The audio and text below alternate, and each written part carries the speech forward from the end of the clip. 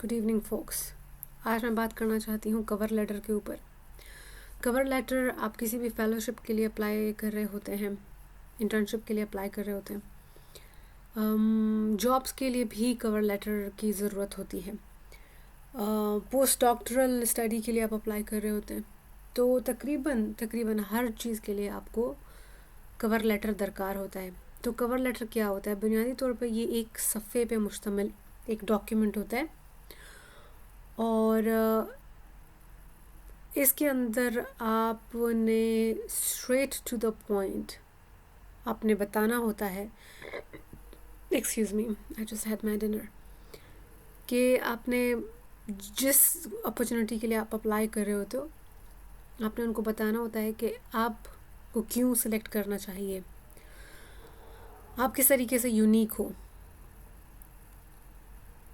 तो आप अपनी यूनिक स्टोरी लेके आते हो। इसीलिए मैं बोलती हूँ कि एआई का use, I don't know to what extent it is reliable, to what extent it is authentic, it's not. क्योंकि आपकी स्टोरीज़ तो एआई को नहीं पता ना। चैट जीपीटी को एक आप प्रॉम्प्ट दे दोगे, वो उसमें आपको super hi fi technical terms वो इस्तेमाल कर देगा, लेकिन आपकी जो कहानियाँ हैं वो उसको नहीं पता होंगी। तो this is this is your job to make your cover letter unique, क्योंकि आपकी जो कहानी है वो सबकी कहानी नहीं हो सकती है। अब मिसाल के तौर पर मैं अपना जो कवर लेटर बना रही थी उसमें मैंने एक बहुत इम्पॉर्टेंट इंसिडेंट के बारे में बात की, जो मैं उनको बता रही थी कि अगर मैं कहती हूँ कि मैं ये वाली चीज़ कर सकती हूँ, मिसाल के तौर पर मैं कॉन्फ्लिक्ट और वॉर जोन से इफ़ेक्टेड जो वुमेन है मैं उनके लिए एडवोकेट कर सकती हूँ, उनके राइट्स को मैं समझ सकती हूँ, उनकी फीलिंग्स को मैं समझ सकती हूँ। तो मैंने उसमें सब्जेक्टिविटी डालने के लिए, उसको पर्सनलाइज करने के लिए, मेरे कवर लेटर को पर्सनलाइज करने के लिए मैंने एक ऐसी मैंने एक ऐसे इंसिडेंट को उसमें नरेट किया जो मेरी आंखों देखा एक इंसिडेंट था, टेरर का एक इंसिडेंट था। मैं वो वर्ड यूज़ नहीं करना चाह रही हूँ, पता नहीं उसको यूट्यूब क्या कर लेगा। तो अब दुनिया में जो अलग अलग लोगों ने अप्लाई किया होगा उस पोजीशन के लिए, वो उनकी कहानी नहीं हो सकती है, वो किन्जा की कहानी है जो कि बलूचिस्तान के इस पर्टिकुलर इलाके से आ रही है। तो मिसाल के तौर पर मैं कहती हूँ यार, मस्तुंग में मैं जा रही थी अपनी यूनिवर्सिटी और हमारी यूनिवर्सिटी के सामने जो था एक सुसाइड अटैक हो गया और मैं उससे बच गई, मैं लकी थी, मैं बच गई। लेकिन मैंने लड़कियों को देखा, उनको बहुत ख़राब हाल में मैंने उनको देखा। उसके बाद हम उन लड़कियों को उठा के गए, मैंने एज अ वॉलंटियर उसमें काम किया। हम उन लड़कियों को कोयटा लेके आए, सीएमएच में उनको हम लेके आए कि उनका इलाज हो। लेकिन वहाँ पे फिर कुछ लोग बैठे हुए थे छतों के ऊपर और उन्होंने हमारे ऊपर अटैक किया। अभी इस वक्त जो मैं बता रही हूँ कहानी, ये एक स्टोरी है, it's not a real thing, ठीक है। मैंने मस्तूंग में कुछ नहीं पढ़ा हुआ, लेकिन एक मैं कहानी बता रही हूँ कि this is how you are suppose to make your cover letter your thing. उसको आप यूनिक कैसे बनाओ, उसको आप स्पेशल कैसे बनाओ, it has to be special. तो ऐसे ही कोई भी बड़ी बड़ी सी ख्यालात, बड़ी बड़ी सी बातें मत लिख लेना। They want to see your unique aspect, they want to listen to your unique story। और उसमें गलतियाँ आपकी ग्रामर में गलती हो भी कोई बात नहीं है यार। उनको दुनिया की जो टॉप यूनिवर्सिटीज़ है ना, उनको यूनिक लोग चाहिए, जो लोग वाकई में ऐसी चीज़ें वहाँ पे ला सकते हैं जो कि इस वक्त की नीड है, ठीक है। तो मिसाल के तौर पर वॉर इफेक्टेड एरिया से अगर आप आते हो तो आपका एक्सपीरियंस बहुत इंपॉर्टेंट है, प्लस आपको एम्पैथी है because you have experienced a lot, you have seen a lot. तो वो कहते हैं यार that can be a good candidate. कोई ऐसा इंसान जो कि महलों में पैदा हुआ, सरदार नवाब की फैमिली में पैदा हुआ, उसने कुछ भी नहीं देखा। वो जब से पैदा हुआ उसने 10 नौकर घर में देखे, 2 ड्राइवर घर में देखे, चप्पल साफ़ करने वाला कोई बंदा था, खाना लाने वाला, खाना उठाने वाला। तो दुनिया की जो टॉप यूनिवर्सिटीज़ हैं उनको उस तरह के बंदों में कोई इंटरेस्ट नहीं है। हाँ, अगर वो अमीर बाप की औलाद हैं तो करोड़ों रुपए दें, universities like Harvard and Oxford, और वो वहाँ पे एडमिशन ले लें, जैसे कि हमारे पॉलिटिकल लोगों के बच्चे ले लेते हैं एडमिशन। तो they are not unique candidates but they are rich. But if you are not born rich, फिर आप क्या करोगे? फिर still you have some heritage, है ना, heritage, still you have some asset. Asset आपका ना डिसएडवांटेज आपका एडवांटेज हो सकता है गाइज। ये एक टेस्टेड चीज़ है। आपके जो डिसएडवांटेजेस है ना, अगर आप वो निगाह प्रोड्यूस कर लो कि जिसमें आपको कि यार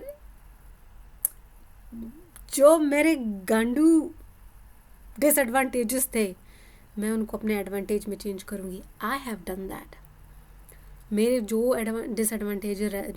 डिसएडवांटेजेस रहे हैं मैंने उनको अपनी यूनिक स्टोरी में डालना है कि this is what makes me special. मुझे क्यों तुम लोगों को लाना चाहिए, मुझे why you should hire me. तो यार तुम लोग प्लीज़ अपनी यूनिक स्टोरी डालो।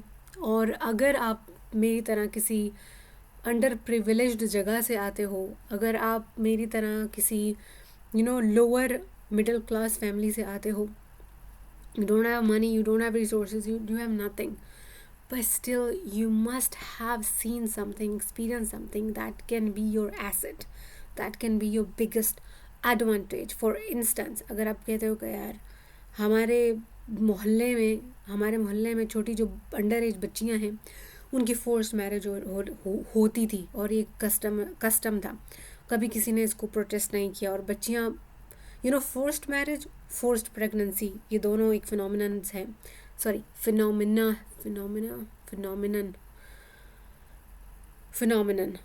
Phenomenon is the plural.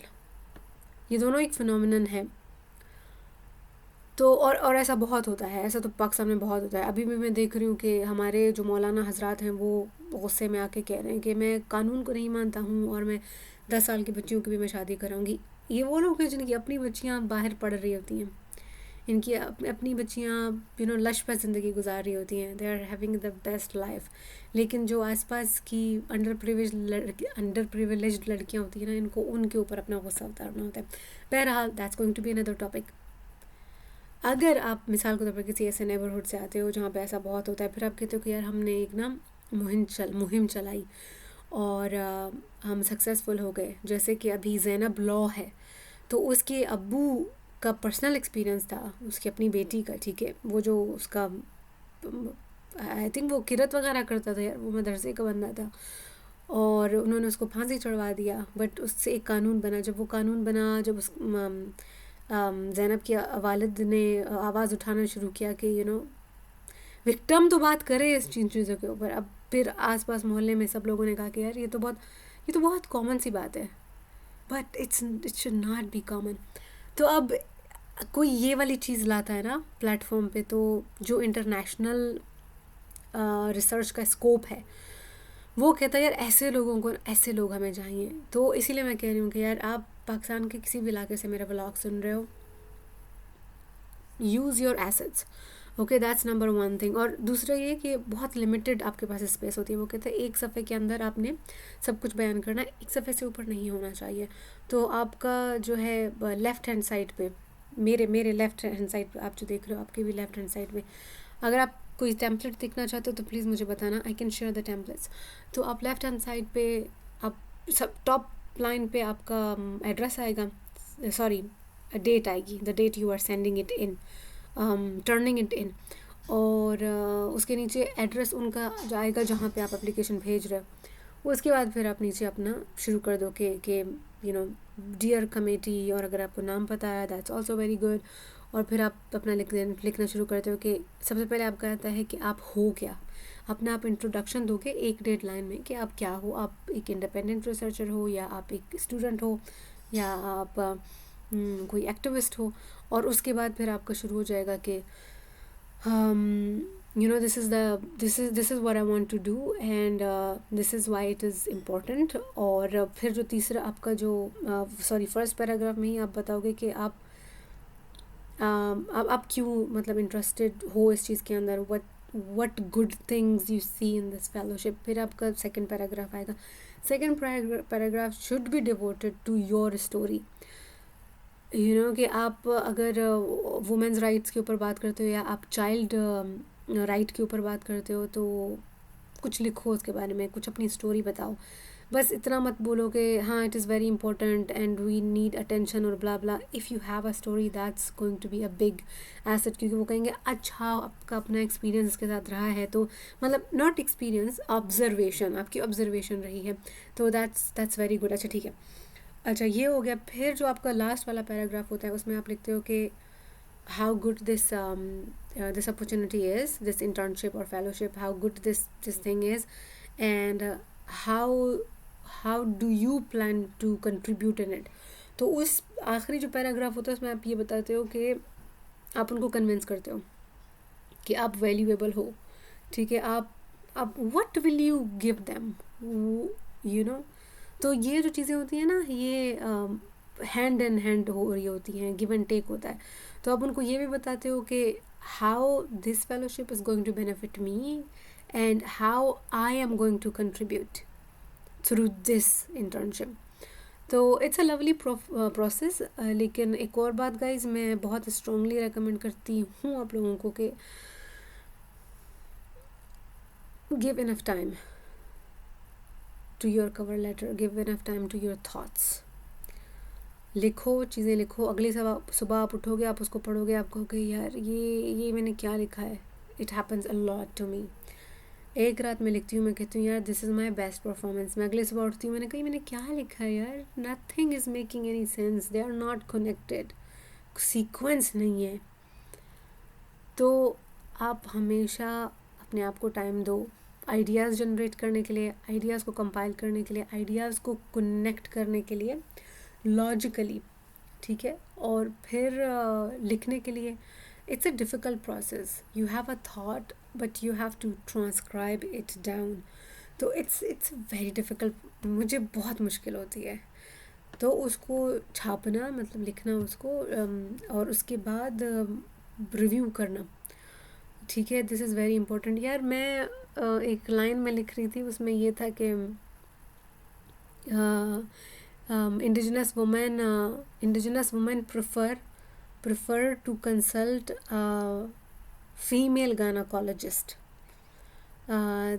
They do not like going to a male gynecologist. अब मुझे male gynecologist लिखना था, लेकिन मैंने वहाँ पे क्या लिखा, मैंने फीमेल लिख दिया. अब देखो ये तो सेल्फ कॉन्ट्राडिक्टरी हो रहा है. मैं कह रही हूँ कि प्रेफर करते हैं फीमेल को, लेकिन वो फीमेल के पास नहीं जाना चाहते. अगले दिन मैंने उसको पढ़ा. जब मैंने पढ़ा, मैंने कहा ये मैंने क्या लिखा है. आपका ब्रेन इतना फक्ड अप हो चुका होता है अब जब आप लगातार काम कर रहे हो. तो this happens to me all the time. तो it's very important that you give yourself enough time. ठीक है. उसको रिव्यू करने के लिए भी. और एंड में आप ये लाजमन लगते हो कि आपका बहुत शुक्रिया कि आपने मुझे ये अपॉर्चुनिटी दी है, और I look forward to it. मैं उम्मीद करती हूँ कि मैं आपसे कुछ अच्छा सुनूंगी. मतलब I look forward listening to it का मतलब होता है कि मैं उम्मीद करती हूँ कि मैं आप लोगों से जल्द ही इसके बारे में कुछ फीडबैक सुनूंगी, अपडेट आप मुझे दोगे. तो इट्स अ कर्टसी, और ये एक अच्छा जेस्चर होता है किसी चीज़ को एंड करने का. ठीक है. तो this is how you do it. और फिर एंड में अगेन आपके जो है लेफ़्ट हैंड साइड पे, हाँ this is my left hand side पे आप लिखते हो सिंसियरली, और नीचे अपना नाम लिख देते हो. साइन मैंने जब मैंने अपनी एप्लीकेशन सारी जमा करा दी, फिर मैंने एक सैम्पल मैंने देखा, वो बंदे ने नीचे साइन किया होता. मैंने कहा यार मैं इसको पहले देख ली थी तो मैं भी साइन कर लेती थी, बट इट्स ओके. तो मैंने कल गाइज मैंने अपनी एप्लीकेशन जमा कर दी. उसके बारे में एक और व्लॉग में बताना चाहिए. तो this one was all about how to make a cover letter. अगर आपको कोई सवाल है तो आप प्लीज़ मुझसे पूछ सकते हैं, और अगर आपने कोई फरमाइश करनी है तो आप वो भी कर सकते हैं. Stay productive. ओके. काम करो और कोई काम नहीं करो, काम करो. ठीक है. एक एप्लीकेशन पे अप्लाई करते हो, दूसरी पे करो. 10 एप्लीकेशन के बारे में एक वक्त में सोचते रहो. धड़ा धड़ा सबके ऊपर अप्लाई कर दो. Good luck with that.